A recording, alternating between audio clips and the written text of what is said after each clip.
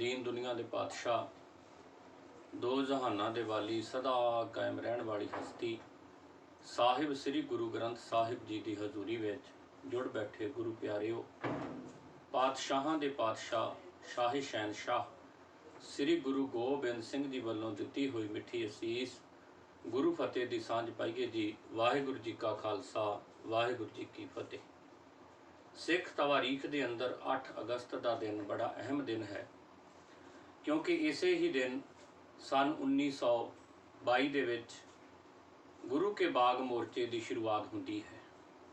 वैसे तो सिख तवारीख दे विच कोई भी दिन ऐसा नहीं है जिस दिन कोई ना कोई साडा शहीद ना होया होवे, जां कौम ने अपने गुरु वास्ते, कौम वास्ते, कौम के शहीदां ने अपने सिर तली दे उत्ते ना रखे होण।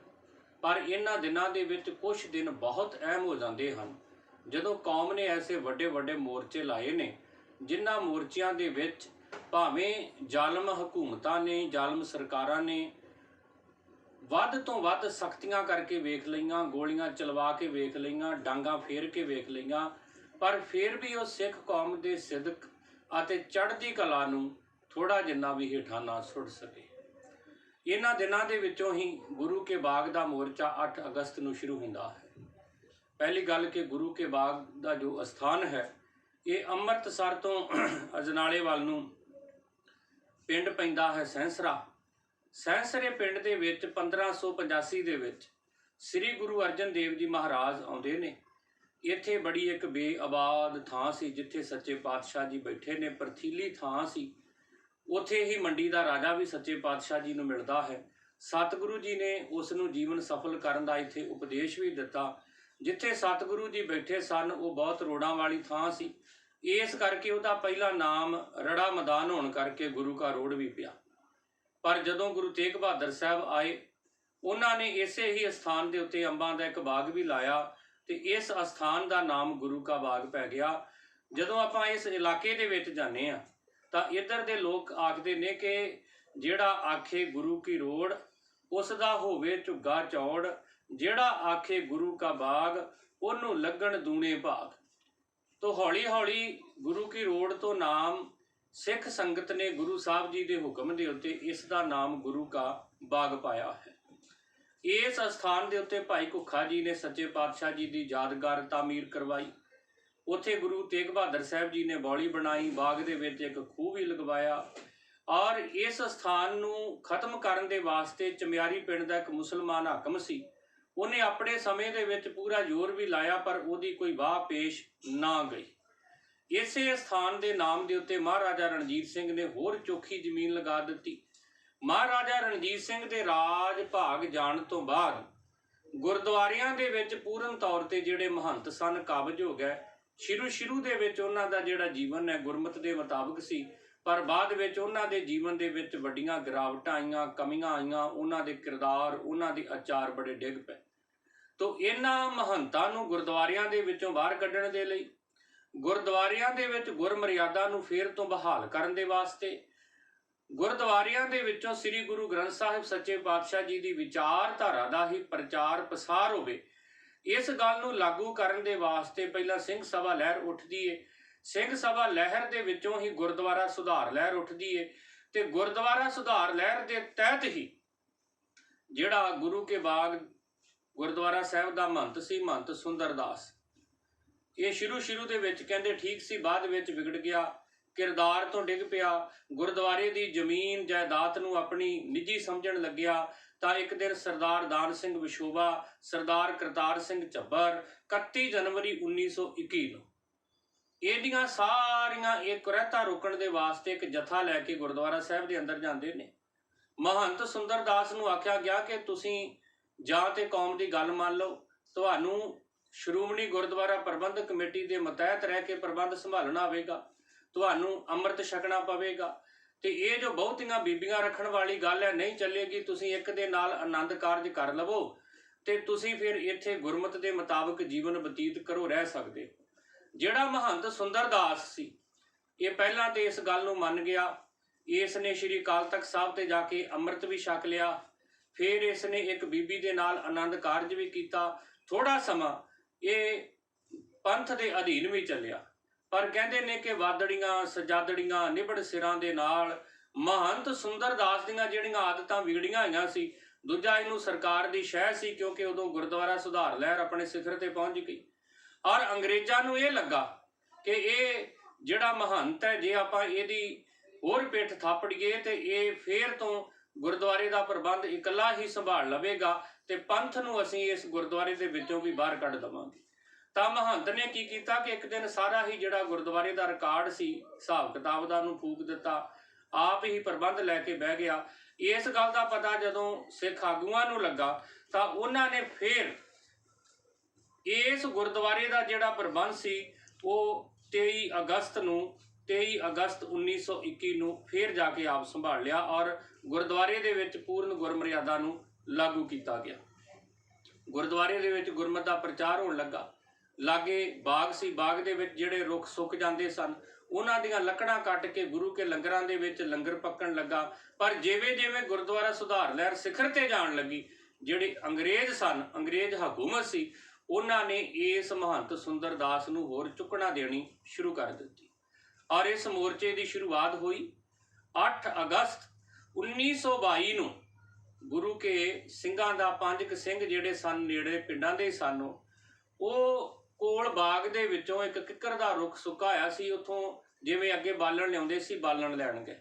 ਜਦੋਂ ਬਾਲਣ ਲੈਣ ਗਏ ਉੱਥੇ ਤਾਂ ਸਰਕਾਰ ਨੇ ਇਹਨਾਂ 5 ਸਿੰਘਾਂ ਨੂੰ 9 ਅਗਸਤ 1922 ਨੂੰ ਗ੍ਰਿਫਤਾਰ ਕਰ ਲਿਆ ਔਰ ਇਹਦੇ ਵਿੱਚ ਉਹਨਾਂ ਨੇ ਬ੍ਰਿਜ ਲਾਲ ਬੇਦੀ ਜਿਹੜਾ ਜੈਲਦਾਰ ਸੀ ਪਿੰਡ ਮਹਿਲਵਾਲਾ ਦਾ, ਉਹਦੀ ਗਵਾਹੀ ਪਾਈ ਗਈ। ਉਹਦੇ ਵਿੱਚ महंत सुंदर दास की गवाही पाई गई कि जमीन साड़ी है। महंत सुंदर दास ने आख्या नजायज सिख उतों लकड़ा कटते ने, पर क्योंकि सिख गुरु साहब जी के स्थान तो लकड़ा कट रहे सी, इस करके ਸਿੰਘਾਂ ने पहला 5-5 की गिणती दे विच, फिर ये गिणती 100 तक पहुंची, फिर एक दिन दे विच 210 तक श्री अकाल तख्त साहिब तो अरदास करके ਸਿੰਘਾਂ ਦਾ जथा गुरु के बाग नूं जांदा है।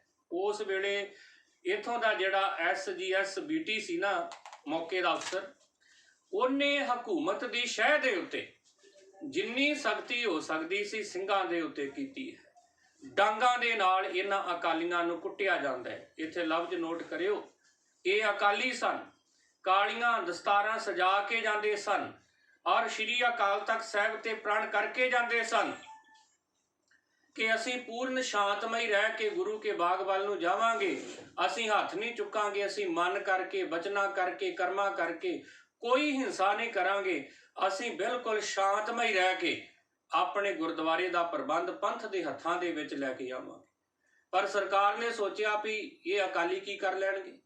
2-4 दिन इन्हां नूं जदों डांग फिरी ते जेलों दे विच बंद कीता, इन्हां ते परचे कीते, इन्हां ने पिछे हट जाना है। सरकारां दे नाल मत्था लाउणा इन्ना ही सौखी गल नहीं है। पर इन्हां अंग्रेज़ां नूं ये शायद पता नहीं सी, ये गुरु के सिंह ने ये जे अरदास करके तुर पैण ते जिहड़ा मोर्चा ला देण, ये कदी भी फिर उस मोर्चे दे विचों जिते तो बिना वापस नहीं आउंदे ने। उदों दे अकालियां दा किरदार ते अज दे अकालियां दा किरदार भी वेखे। अकाली सिंह जांदे ने अरदास करके, जरनल बीटी उन्हां नूं डांगां दे नाल कुੱਟਦਾ ते कुੱਟ के अधमोए करके कोल छपड़ां दे विच सुੱਟ दिता जांदा है, घोड़ियां नूं उत्ते चढ़ाया जांदा है। पर गुरु के एक भी सिख ने अगे ना हाथ चुकिया ना लड़ाई कीती है। बेहोश होके धरती ते डिग जांदे ने पर अगे नूं वधदे ने। ये गुरु का स्थान पंथ दा है, इहदा प्रबंध भी पंथ दे कोल होवेगा। कोई महंत कोई सरकार ये गुरुद्वारा साहब के प्रबंध के विच कोई दखल अंदाजी नहीं कर सकती है। गुरदासपुर के रहने वाले सरदार भगत सिंह, उसका पुत्र सरदार तारा सिंह, इस मोर्चे के विच जदों बहुत ज़्यादा वहशत का नंगा नाच किया गया, सिखां नूं बहुत ज़्यादा कुੱਟਿਆ गया, ये दोनों सरदार भगत सिंह ते सरदार तारा सिंह शहीद भी होंदे ने।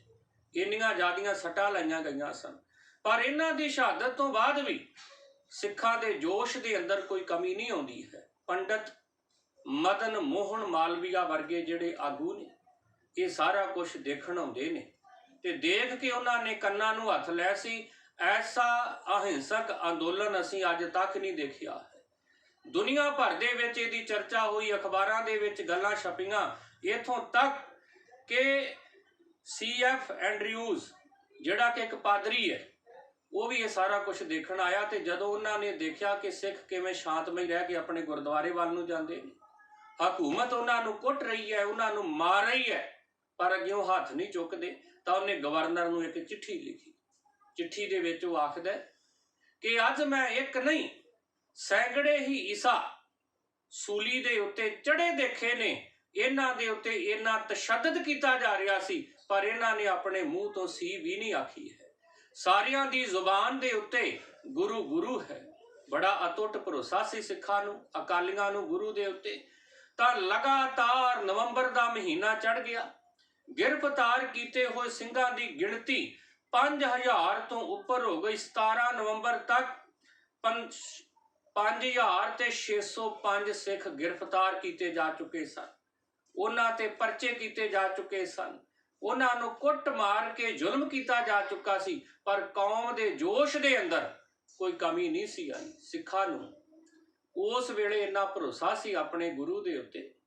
ਇੱਕ ਵਾਰੀ ਅੰਗਰੇਜ਼ ਹਕੂਮਤ ਨੇ ਆਪਣੀ ਕਾਰਵਾਈ ਕੀਤੀ ਹੈ। ਇਸੇ ਮੋਰਚੇ ਦੇ ਦੌਰਾਨ ਸਾਰੇ ਹੀ ਪ੍ਰਮੁੱਖ ਜਿਹੜੇ ਸਿੱਖ ਆਗੂ ਸਨ, ਉਹਨਾਂ ਨੂੰ ਜੇਲ੍ਹਾਂ ਦੇ ਵਿੱਚ ਬੰਦ ਕਰ ਦਿੱਤਾ ਗਿਆ, ਤਾਂ ਕਿ ਜੇ ਆਗੂ ਗ੍ਰਿਫਤਾਰ ਕਰ ਲਏ ਗਏ ਨੇ ਤੇ ਸਿੱਖ ਆਪਣੇ ਆਪ ਬਹਿ ਜਾਣਗੇ।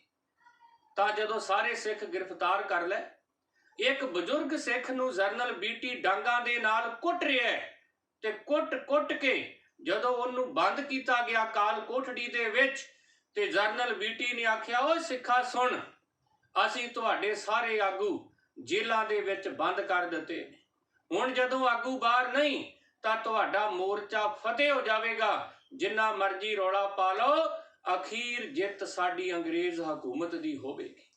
ਉਹ ਜਿਹੜਾ ਬਜ਼ੁਰਗ ਸਿੱਖ ਸੀ ਨਾ, ਉਹਨੇ ਜਰਨਲ ਬੀਟੀ ਨੂੰ ਜਵਾਬ ਦਿੱਤਾ। ਉਹ ਆਖਣ ਲੱਗਾ, ਐ ਸਿੱਖ ਇਤਿਹਾਸ ਤੋਂ ਅਣਜਾਣ ਬੰਦੇ, ਤੈਨੂੰ ਪਤਾ ਨਹੀਂ ਕਿ ਸਾਡਾ ਆਗੂ ਕੋਈ ਇਨਸਾਨ ਨਹੀਂ ਹੈ, ਸਾਡੇ ਆਗੂ ਸ੍ਰੀ ਗੁਰੂ ਗ੍ਰੰਥ ਸਾਹਿਬ ਹਨ, ਜਿਹੜੇ ਸਾਨੂੰ ਹਮੇਸ਼ਾ ਇਹ ਅਗਵਾਈ ਦਿੰਦੇ ਨੇ, ਅਗਾਹ ਕੋ ਤਰਾਂਗ ਪਿਛਾਂ ਫੇਰ ਨਾ ਮੋਹੰਡੜਾ, ਨਾਨਕ ਸਿੰਝ ਅਵੇਹਾ ਵਾਰ, ਬਾਹੜ ਨਾ ਹੋਵੀ ਜਨਮੜਾ। ਸਿੱਖਾਂ ਦਾ ਭਰੋਸਾ ਵੇਖੋ ਗੁਰੂ ਗ੍ਰੰਥ ਸਾਹਿਬ ਤੇ, ਕਿ ਸਾਡੇ ਗੁਰੂ ਗ੍ਰੰਥ ਸਾਹਿਬ ਹਨ ਆਗੂ, ਉਹਨੂੰ ਕੋਈ ਗ੍ਰਿਫਤਾਰ ਨਹੀਂ ਕਰ ਸਕਦਾ, ਉਹਨੂੰ ਕੋਈ ਕੈਦ ਨਹੀਂ ਕਰ ਸਕਦਾ। ਗੁਰੂ ਗ੍ਰੰਥ ਸਾਹਿਬ ਸੱਚੇ ਪਾਤਸ਼ਾਹ ਦੀ ਬਾਣੀ ਵਿਚਾਰਧਾਰਾ ਸਾਨੂੰ ਹਮੇਸ਼ਾ ਅਗਾਂਹ ਵਧਣ ਦੀ ਪ੍ਰੇਰਣਾ ਦਿੰਦੀ ਏ, ਕਿ ਮਨੁੱਖਾ ਜਨਮ ਵਾਰ-ਵਾਰ ਨਹੀਂ ਮਿਲਦਾ, ਕੌਮ ਦੇ ਲਈ ਅੱਗੇ ਨੂੰ ਵਧੋ। ਜਿੰਨਾ ਚਿਰ ਤੱਕ ਸਾਡੇ ਗੁਰੂ ਗ੍ਰੰਥ ਸਾਹਿਬ ਸਾਡੇ ਆਗੂ ਨੇ, ਇਹ ਜਰਨਲ ਬੀਟੀ ਸਾਨੂੰ ਕੋਈ ਹਰਾ ਨਹੀਂ ਸਕਦਾ ਹੈ। ਆਖਰ ਇਹੀ ਗੱਲ ਹੋਈ। ਅੰਗਰੇਜ਼ ਜਿਹੜੇ ਸੀ, ਉਹਨਾਂ ਦੀ ਬਦਨਾਮੀ ਪੂਰੀ ਦੁਨੀਆ ਦੇ ਵਿੱਚ ਹੋਣ ਲੱਗੀ, ਕਿਉਂਕਿ ਸਿੱਖਾਂ ਦਾ ਜੋਸ਼ ਜਿਹੜਾ ਉਹ ਵਧਣ ਲੱਗਾ ਸੀ। ਤਾਂ ਅਖੀਰ ਲਾਹੌਰ ਦੇ ਸਰਦਾਰ ਗੰਗਾ ਰਾਮ ਨੂੰ ਵਿੱਚ ਪਾਇਆ ਗਿਆ, ਔਰ ਜਿਹੜਾ ਮਹੰਤ ਸੀ ਸੁੰਦਰਦਾਸ, ਉਹਨੇ ਆਖਿਆ ਜੀ ਮੈਂ ਜਿਹੜੀ ਜ਼ਮੀਨ ਹੈ ਇਹਨਾਂ ਨੂੰ ਠੇਕੇ ਤੇ ਦੇ ਦਿੱਤੀ ਹੈ, ਤੇ ਲਿਖ ਕੇ ਦੇ ਦਿੱਤਾ ਗਿਆ ਕਿ ਇਸ ਬਾਗ ਦੇ ਵਿੱਚੋਂ ਜਿਹੜੇ ਸਿੱਖ ਨੇ ਇਹ ਲੱਕੜਾਂ ਨੂੰ ਵੱਢ ਸਕਦੇ ਨੇ, ਇਹਨਾਂ ਦੀ ਮਾਲਕੀ ਹੈ, ਇਹਨਾਂ ਦਾ ਹੱਕ ਹੈ। ਤਾਂ ਜਦੋਂ ਲਿਖ ਕੇ ਦਿੱਤਾ ਗਿਆ ਤਾਂ ਅਖੀਰ ਸਿੱਖ ਜਿਹੜੇ ਸਨ, ਉਹਨਾਂ ਨੇ 18 ਨਵੰਬਰ ਨੂੰ 1922 ਨੂੰ ਇਹ ਜਿਹੜਾ ਮੋਰਚਾ ਸੀ ਗੁਰੂ ਕੇ ਬਾਗ ਦਾ, ਇਹਨੂੰ ਫਤਿਹ ਕਰ ਲਿਆ ਹੈ। ਇਸ ਗੁਰੂ ਕੇ ਬਾਗ ਦੇ ਮੋਰਚੇ ਦੇ ਵਿੱਚੋਂ ਕੁਝ ਗੱਲਾਂ ਤੋਂ ਬੜੀ ਸੇਧ ਲੈਣੀ ਹੈ। ਕੋਈ ਵੀ ਜ਼ੁਲਮ, ਕੋਈ ਵੀ ਸਿਤਮ ਸਿੱਖ ਕੌਮ ਨੂੰ ਝੁਕਾ ਨਹੀਂ ਸਕਦਾ ਹੈ, ਜੇ ਸਾਡਾ ਭਰੋਸਾ ਅਕਾਲ ਪੁਰਖ ਉੱਤੇ, ਗੁਰੂ ਸਾਹਿਬ ਉੱਤੇ, ਸ੍ਰੀ ਗੁਰੂ ਗ੍ਰੰਥ ਸਾਹਿਬ ਦੇ ਉੱਤੇ ਅਟੁੱਟ ਹੋਵੇ, ਕੋਈ ਸਾਨੂੰ ਝੁਕਾ ਨਹੀਂ ਸਕਦਾ।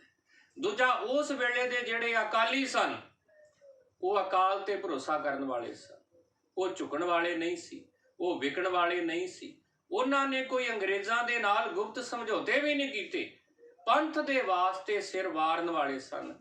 ਅੱਜ ਵੀ ਵੇਖਣ ਦੀ ਲੋੜ ਹੈ ਕਿ ਅੱਜ ਜਿਹੜੇ ਆਪਣੇ ਆਪ ਨੂੰ ਬਹੁਤੇ ਵੱਡੇ ਅਕਾਲੀ ਖਾਉਂਦੇ ਨੇ, ਉਹਨਾਂ ਦਾ ਕਿਰਦਾਰ ਗੁਰੂ ਕੇ ਬਾਗ ਦੇ ਮੋਰਚੇ ਵਾਲੇ ਜਿਹੜੇ ਅਕਾਲੀ ਨੇ ਉਹਨਾਂ ਦੇ ਨਾਲ ਮਿਲਦਾ, ਉਹਨਾਂ ਦੇ ਨੇੜੇ ਤੇੜੇ ਹੈਗਾ। ਉਹ ਕਹਿੰਦੇ ਨੇ ਕੌਮ ਦੇ ਵਾਸਤੇ ਲੜਨਾ ਹੈ, ਇਹ ਕਹਿੰਦੇ ਨੇ ਪਰਿਵਾਰ ਦੇ ਵਾਸਤੇ ਲੜਨਾ ਹੈ। ਉਹ ਕਹਿੰਦੇ ਨੇ ਕੌਮ ਦੀ ਤਰੱਕੀ ਹੋਣੀ ਚਾਹੀਦੀ ਹੈ, ਇਹ ਕਹਿੰਦੇ ਸਾਡੇ ਪਰਿਵਾਰ ਦੀ, ਸਾਡੇ ਪੁੱਤਰਾਂ ਦੀ, ਸਾਡੇ ਖਾਨਦਾਨ ਦੀ, ਉਹਦੀ ਤਰੱਕੀ ਹੋਣੀ ਚਾਹੀਦੀ ਹੈ। तो गुरु के बाग ਦਾ ਮੋਰਚਾ ਅਕਾਲੀਆਂ ਦੇ ਵੀ ਸੁਨਹਿਰੀ ਇਤਿਹਾਸ ਨੂੰ ਦੱਸਦਾ ਹੈ। ਅੱਜ ਲੋੜ ਹੈ ਅਕਾਲੀਆਂ ਨੂੰ ਵੀ ਗੁਰੂ ਕੇ ਬਾਗ ਦੇ ਮੋਰਚੇ ਦੇ ਜਿਹੜੇ ਅਕਾਲੀ ਗ੍ਰਿਫਤਾਰ ਹੁੰਦੇ ਨੇ, ਡਾਂਗਾਂ ਖਾਂਦੇ ਨੇ, ਸ਼ਹੀਦ ਹੁੰਦੇ ਨੇ, ਉਹਨਾਂ ਦੇ ਜੀਵਨ ਤੋਂ ਸੇਧ ਲੈ ਕੇ ਫੇਰ ਤੋਂ ਕੌਮ ਦੇ ਲਈ ਮੈਦਾਨ ਦੇ ਵਿੱਚ ਆਉਣ, ਕੌਮ ਦੇ ਹਿੱਤਾਂ ਨੂੰ, ਕੌਮ ਦੇ ਹੱਕਾਂ ਨੂੰ ਅੱਗੇ ਰੱਖਣ, ਤਾਂ ਕੌਮ ਫੇਰ ਮਾਣ ਦੇ ਸਕਦੀ ਹੈ। ਪਰ ਜੇ ਅਕਾਲੀ ਉੱਦਾਂ ਦੇ ਹੋਣ ਜਿਹੜੇ ਸਿਰਫ ਗੁਰੂ ਦੇ ਵਾਸਤੇ ਲੜਦੇ ਨੇ, ਗੁਰੂ ਦੇ ਵਾਸਤੇ ਤੁਰਦੇ ਨੇ, ਜਿਨ੍ਹਾਂ ਦੇ ਦਿਲ ਦੇ ਅੰਦਰ, ਜਿਨ੍ਹਾਂ ਦੇ ਦਿਮਾਗ ਦੇ ਅੰਦਰ ਸਿਰਫ ਗੁਰੂ ਪੰਥ ਦੀ ਚੜ੍ਹਦੀ ਕਲਾ ਹੈ, ਸਾਹਿਬ ਕਿਰਪਾ ਕਰਨ, ਬਖਸ਼ਿਸ਼ ਕਰਨ, ਇਹਨਾਂ ਗੁਰਸਿੱਖਾਂ ਦੇ ਜੀਵਨ ਤੋਂ ਅਸੀਂ ਸੇਧ ਲਈਏ। ਭੁੱਲ ਗਲਤੀ ਦੀ ਮਾਫੀ ਜੀ। ਵਾਹਿਗੁਰੂ ਜੀ ਕਾ ਖਾਲਸਾ, ਵਾਹਿਗੁਰੂ ਜੀ ਕੀ